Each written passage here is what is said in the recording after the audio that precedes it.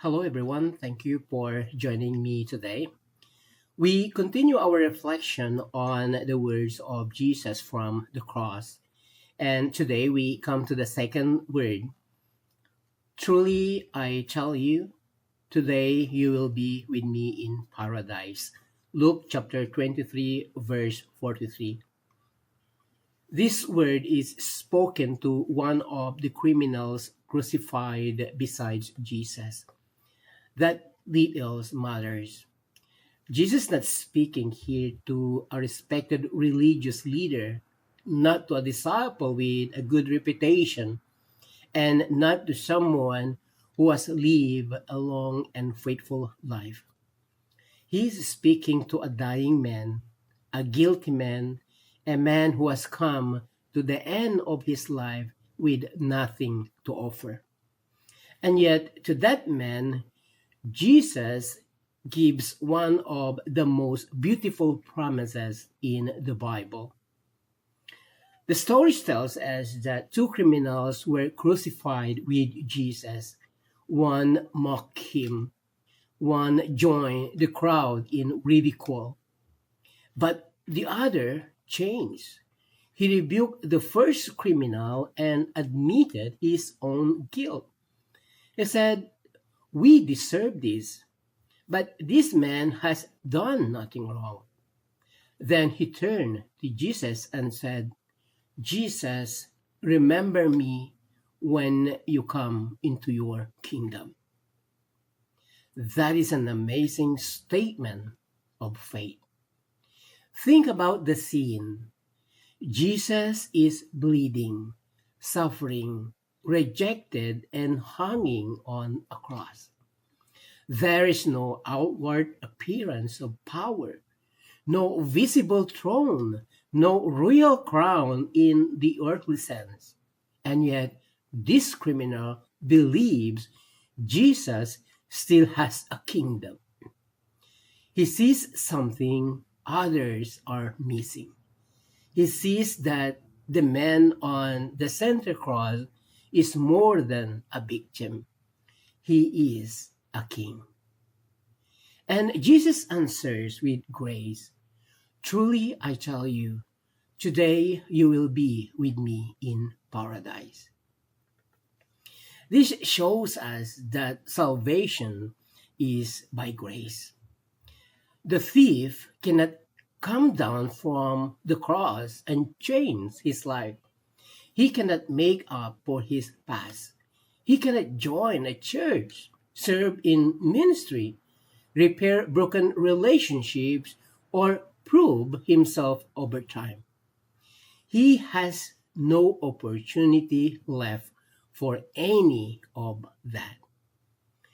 All he can do is turn to Jesus in repentance and faith. And Jesus receives him. That is important because many people still think salvation is about earning God's favor. They think maybe if they become good enough, religious enough, or disciplined enough, then God will accept them. But the second word from the cross tears down that idea. This man is saved not because of his work, but because of Christ's grace. And here's a simple example. Imagine someone drowning in the ocean. That person does not need instruction on how to become a better swimmer in the future. That person needs rescue now. In the same way, sinners do not need a self improvement plan before coming to Jesus. We need rescue. And the good news is that Jesus saves. And there's also something deeply comforting in Jesus' word.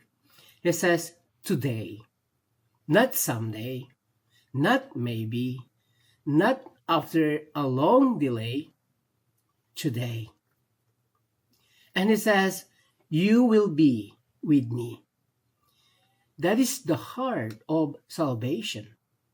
The greatest gift is not only a place called paradise, but the presence of Christ Himself. This message is full of hope for people who feel disqualified. Maybe someone watching today feels like they have wasted too much of life. Maybe there's a regret, guilt, or shame. Maybe you think, "I have made too many mistakes." But look at this dying thief. He had terrible past, yet he found mercy at the very end. That does not encourage us to delay repentance. Rather, it tells us that no sinner is beyond the reach of grace. And at the same time, this passage also reminds us that response matters. One criminal rejected Jesus, the other turned to him. The same Jesus was near both men, but only one responded in faith. That is a solemn reminder. Being near the message of Christ is not the same as trusting Christ. Hearing about Jesus is not the same as surrendering to Him. So, what is the application for us? First, come to Jesus honestly. The thief did not pretend to be innocent. He admitted his guilt. Real faith begins with honesty. Second, trust Christ completely. The man had nothing else to depend on, neither do we. Our hope is not our own righteousness, it is Jesus alone. Third, rest in the promise of Christ. When Jesus saves, He saves truly.